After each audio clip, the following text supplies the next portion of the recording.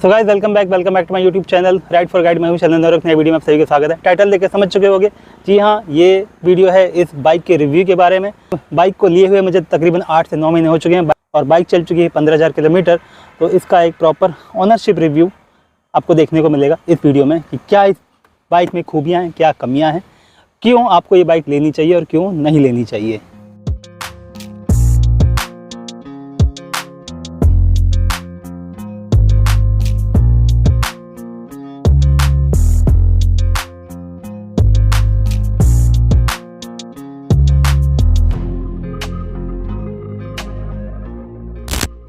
तो इस बाइक को मैंने परचेज़ करा था फरवरी 2023 में, 2,34,000 की पड़ी थी तब, और अब इसका प्राइस कुछ बढ़ गया है। और बाइक लगभग चल चुकी है 15,000 किलोमीटर। इसमें 3 सर्विसेज इसकी हो चुकी हैं फ्री और 1 सर्विस हो चुकी है इसकी पेड वाली, मतलब 4 सर्विसेज। 3 बार मैं गिरा हूँ इस बाइक को लेके, जिसमें से 1 मेजर फॉल था, 2 माइनर फॉल थे। और 1 मेजर फॉल के बाद बाइक की बहुत बुरी हालत हुई थी और 2 माइनर फॉल थे जो कि लद्दाख में हुए थे। 1 मेरी बेवकूफ़ी से हुआ था और 1 स्नो में हुआ था। और जैसा कि मैंने बताया, इसमें 4 सर्विसेज हो चुकी हैं। 6 महीने इसमें मॉडिफिकेशन करे हैं और 7 बार इसको मैं लॉन्ग रूट पर लेकर जा चुका हूं, जिसमें से अधिकतर जितनी भी ट्रिप थी वो 350 किलोमीटर प्लस थी, जिसमें से लद्दाख भी इंक्लूडेड है। क्या क्या मॉडिफिकेशन करे हैं मैं अभी आपको सब बताऊँगा डिटेल में। सबसे पहली बात, कितना देती है सब बताएंगे आपको इस ब्लॉग में।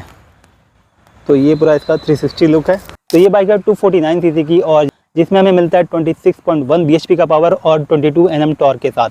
बाइक का फ्यूल टैंक है तकरीबन 12 लीटर का और रिजर्व में रहता है 2.4 लीटर। बाइक का वेट है तकरीबन 167 kg। ऐसी सीरीज बढ़ाने के बाद थोड़ा सा वेट इसका बढ़ गया है।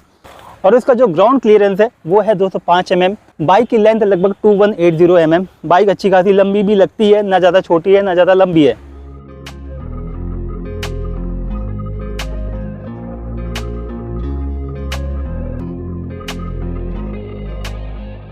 तो बाइक में अगर बात की जाए तो सबसे पहला मॉडिफिकेशन की बात की जाए, छोटे से शुरू करते हैं। तो बाइक में सबसे पहला मॉडिफिकेशन है ये मोबाइल होल्डर, और उसके बाद मैंने इसमें इंस्टॉल करा है सिमटेक के हज़ार्ड। फॉग लाइट इंस्टॉल करी है JG की, ये वाली है। बाकी देखा जाए और क्या सी सीरीज ऐड ऑन करी है मैंने, तो इसमें मैंने JB रेसिंग के क्रैश गार्ड इंस्टॉल करे हैं और ये ब्लैक में आते हैं, मैंने इनको खुद से रेड करा है। और JB रेसिंग के ही सैडल स्टे हैं, क्योंकि मोस्ट ऑफ द टाइम मैं सैडल बैग यूज़ करता हूँ, कभी कभी और कभी कभी टेल बैग। इससे क्या होता है, फुटरेस्ट जो है पूरे नहीं मुड़ते हैं, तो ध्यान रखना है इस चीज़ का बस। और सबसे जो मेजर इस बार मैंने इसका मॉडिफिकेशन करा है वो है सेंटर स्टैंड का। तो सेंटर स्टैंड का वीडियो मैंने अलग से बनाया हुआ है, उसका लिंक आई बटन में आ रहा होगा, देख सकते हो। और यहाँ पर देखो, मैंने बाकायदा एक पत्ती भी बनवाई है जो यहाँ पर जाकर साइलेंसर पर ऐसे टकराती है, तो ना साइलेंसर को कुछ डैमेज होता है ना कुछ होता है। और बाइक में ऐसा कोई मॉडिफिकेशन स्टिकरिंग वगैरह कुछ खास नहीं करी है मैंने। ये बाइक जब गिरती है तो इसके क्रैश होने पर क्या क्या टूटता है बता देते हैं। तब जब भी ये बाइक गिरेगी राइट से या लेफ़्ट से, तो इसके जो ये इसका पैनल ये ज़रूर टूटेगा, ये टूट सकता है। ये टूटा था मेरी बाइक जब क्रैश हुई थी। अगर क्रैश गार्ड रहेगा तो थोड़ा पोर्शन बच सकता है, तो इंजन को उससे नुकसान नहीं हुआ, क्योंकि क्रैश गार्ड था तो इसके जो स्लाइडर्स हैं उससे इंजन को नुकसान नहीं हुआ। तो इस बाइक का सबसे ज़्यादा प्लस पॉइंट है इस बाइक की जो मेंटेनेंस है, लो है, और इसका माइलेज अप है। मतलब माइलेज इसका हाई है और मेंटेनेंस इसकी लो है। इस सेगमेंट में बहुत कम ही बाइक हैं जो कि इतना अच्छा परफॉर्म करती हैं। तो कुछ चीज़ें थोड़ी इस बाइक में जैसे कि थोड़ी कमियाँ, जैसे कि इसमें जो इंडिकेटर्स हैं वो अभी भी इसमें हेलोजन बल्ब वाले आ रहे हैं, जबकि इसमें जो हेडलाइट है वो LED है और टेल लाइट है वो भी LED है। तो कंपनी को थोड़ा सा ध्यान रखना चाहिए था, जबकि इंडिकेटर के बल्ब पर उसको LED रखते तो ज़्यादा बढ़िया रहता। बैटरी जो है इसमें थोड़ी सी कम पावर की है, लगभग 7 LB की है। और इवन एवेंजर में, बजाज एवेंजर में 9 LB की बैटरी आती है। तो इतनी बड़ी बाइक में जो है थोड़ी सी बैटरी जो है बड़ी पावर की देनी चाहिए। एक चीज़ और आपने नोटिस करी होगी, इसके जो ये फुटरेस्ट हैं, जब भी इस पर कोई पैर रखेगा ना ऐसे, तो ये साइलेंसर से ऐसे टकराते हैं। तो क्या होता है ना, ये घिसता जाता है, तो घिस जाता है तो यार अच्छा नहीं लगता यार बिल्कुल भी ये।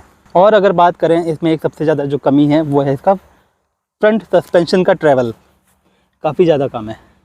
क्या होता है, जब गाड़ी गड्ढे में जाती है, तो 1-2 बार गड्ढे में गई है तो खट से आवाज़ आई थी, ऑल्दो कुछ हुआ नहीं, बट ये है कि हाँ, ये इसका थोड़ा सा नेगेटिव पॉइंट है इसमें।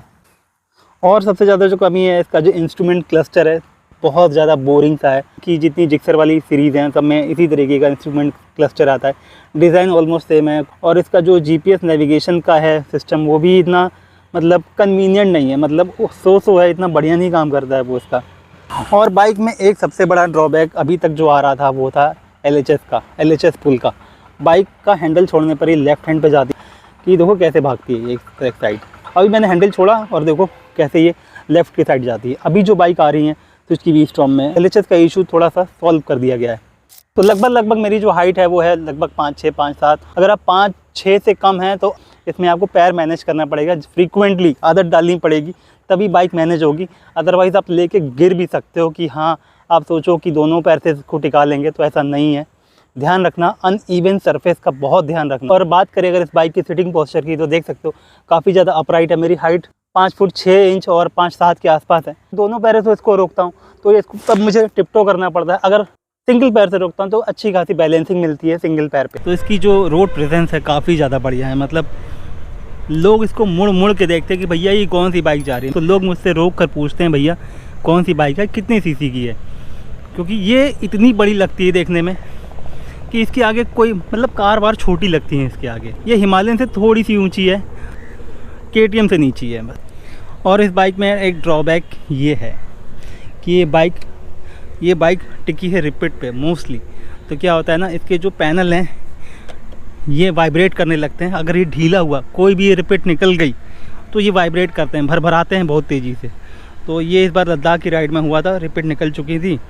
तो वापस आने पर जब सर्विस हुई तब पता चला कि ऐसा इशू है, वाइब्रेट कर रहा है। बेसिकली इन सब बाइक पर बैठने का जो तरीका है एडवेंचर बाइक पर, ये सेमी एडवेंचर है, प्रॉपर एडवेंचर बाइक नहीं बोल सकते। तो देख सकते हो काफ़ी अनइवन सरफेस है ये, और मैंने सिंगल पैर लगाया है तो अच्छे से लगता है।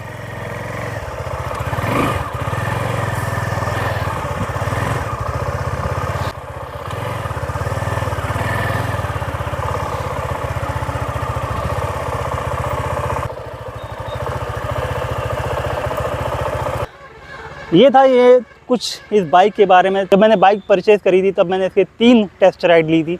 कई सारे कन्फ्यूजन थे मुझको, क्योंकि बाइक मेरी हाइट से थोड़ी सी ऊंची है, मुझको मैनेज करना पड़ता है समहाउ, मतलब लाइक पैरों का खेल चलता रहता है मेरा इसमें।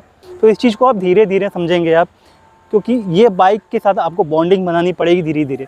किसी भी बाइक के साथ आपको बॉन्डिंग बनाने में थोड़ा सा टाइम लगता है, क्योंकि जब बाइक लगेज के साथ होती है, ये बाइक अलग तरीके से हैंडल होती है। बाइक बिना लगेज के साथ होती है, तब तो आप इसके साथ बहुत अच्छे खेल कर सकते हैं।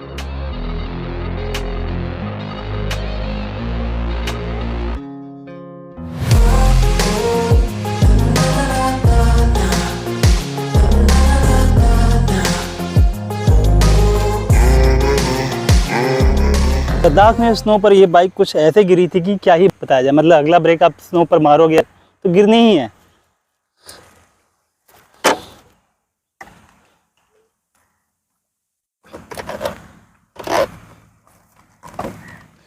तो बाइक कुछ इस कंडीशन में गिरी थी लद्दाख में, और जब स्नो में बाइक गिरी थी तो बाइक की हालत कुछ ऐसी थी। देख सकते हो बाइक मैंने पूरी गिरा दी है। बाइक को उठाते टाइम ध्यान में क्या रखना है, स्नो में तो बहुत ही ज़्यादा डिफिकल्ट हो जाता है क्योंकि बाइक फिसलती भी है। तो इसको आपको ऐसे करना है, इस तरह करा, और ये बाइक उड़ गई पूरी, क्योंकि आपको साइड स्टैंड लगाना है। और बाइक देखिए एकदम आपके सामने खड़ी हो गई है। अब इस बाइक में मुझे किसी भी तरीके का कोई भी मॉडिफिकेशन नहीं करना है, ऑलमोस्ट सब हो गया। सेंटर स्टैंड की कमी थी वो भी पूरी हो चुकी है। आई होप आप लोग अगर वीडियो पसंद आया तो चैनल को सब्सक्राइब कर लेना, लाइक शेयर और कमेंट जरूर करना। इंस्टाग्राम हैंडल नीचे आ रहा होगा, फॉलो कर सकते हो। इस वीडियो को यहीं तक रखते हैं, मिलते हैं आपसे नेक्स्ट वीडियो में। Till then ride safe, stay safe, bye bye.